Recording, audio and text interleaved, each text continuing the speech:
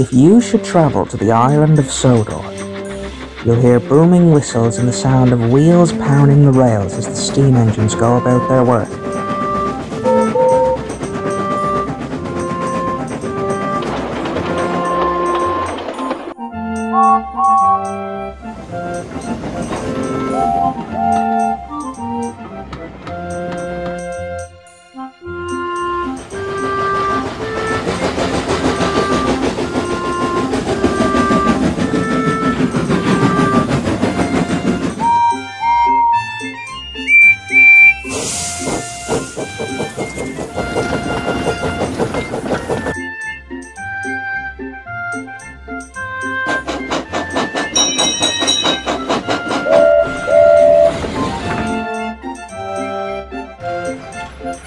If you listen closely, however, you'll hear another noise.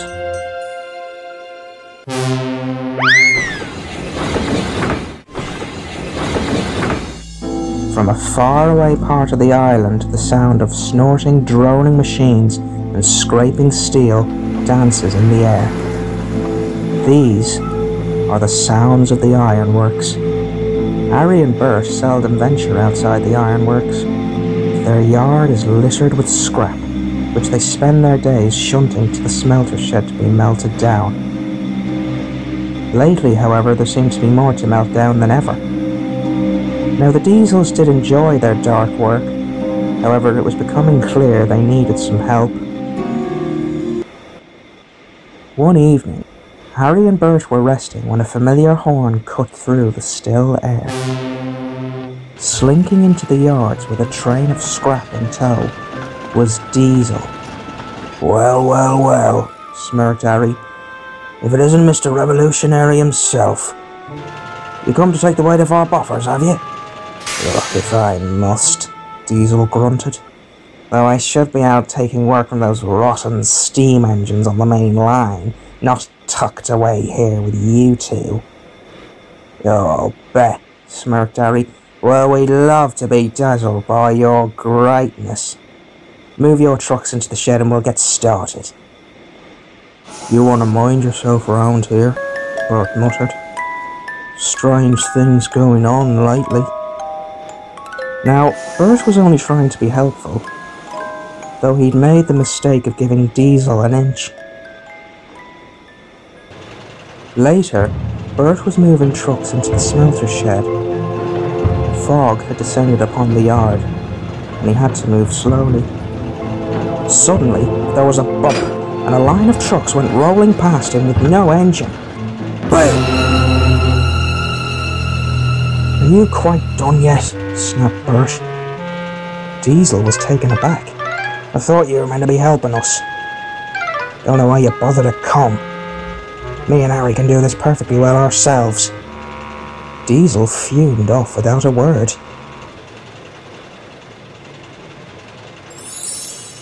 "Can't rely on tired old tricks. I need a new way to scare them," he thought.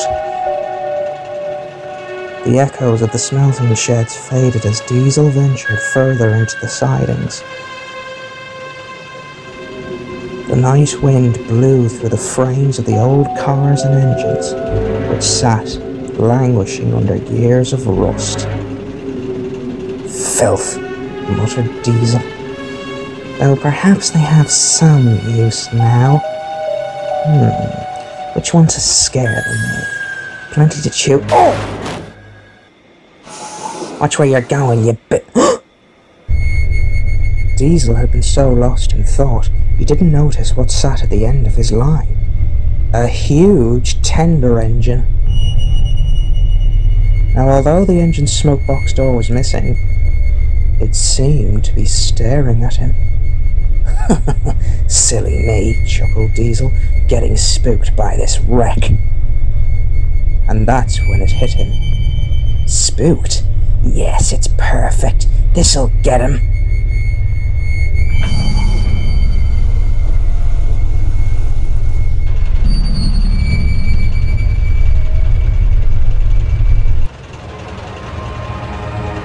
Slowly, Diesel pushed the hulking mass out of the sidings. The old engine creaked and rocked along the rails as if it might collapse at any minute. Diesel didn't care. He was eager to spook the twins. Let's see them keep their nerve when this comes creeping up behind them. Now it was a good trick, and it certainly would have given a great scare, if only it had worked.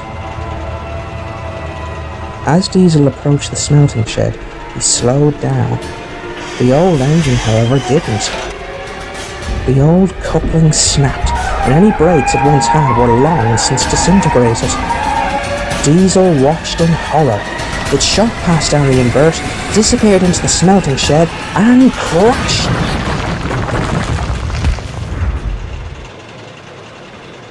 All was silent. Not for long, though. Stomping and swearing out of the office was the scrapyard foreman. "What the devil do you think you're playing at?" he shouted at Diesel. "I've half a mind to drag you in here and scrap you myself with that little stunt." Diesel went pale. "You take that iron beast back where you found it this instant, and you can stay with it, unless you plan on smartening up." Speechless, Diesel rolled into the shed. The engine was still as Diesel approached it. The red glow of blood and molten steel flashed across its old boiler. I sleep. Diesel froze. Who's there? Disturbed. I sleep. Very funny. You two, truly terrifying, Diesel grunted. He looked back. Arry and Bert were nowhere to be seen. It was just him and the engine. With more care than he usually took, Diesel pulled the engine from the shed and set off towards the old sidings.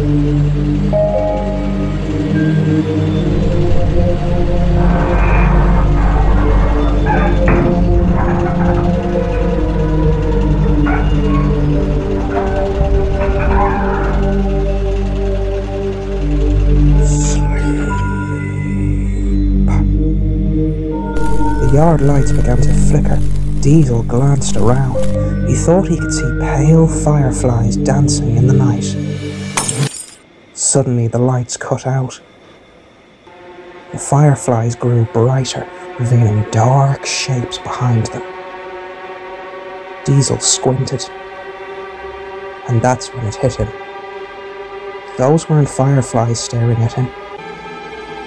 They were eyes, peering out from the twisted remains of the engine's past. "You disturbed my sleep." Diesel jumped. A face appeared on the engine where there hadn't been one before.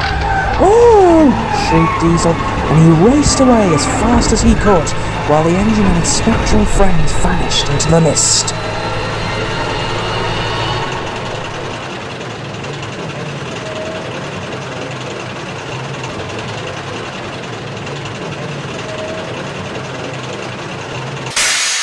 "Where have you been?" demanded Arry when Diesel returned. "Leaving all the work up to us, eh?" "I'm so sorry," stammered Diesel. "I'll get to work. Yeah. I'll go to work right now." For the rest of the night, Diesel didn't say a word. He worked without fuss and gave the twins a run for their money. Even the foreman was impressed. All the while, he kept looking back towards the sidings, just to make sure he wasn't being followed. When the work was done, Diesel wanted to go home. "No chance tonight, old fella," said his driver. "In fog like this, we'll never make it back." Reluctantly, Diesel backed down next to Bert in the sheds. strange things happening round here," murmured Bert. "Oh yes, very strange things." The twins fell asleep, but Diesel stayed awake. I must have... It must have all been the fog. Yeah. That's it. That's the last time I let those ironwork imbeciles fool me. I'll bet it was all they're doing. Yeah. Let them wait. I'll get them one of these days. With that, Diesel fell asleep, having assured himself the old engine and its ghostly companions were all in his mind. Or were they?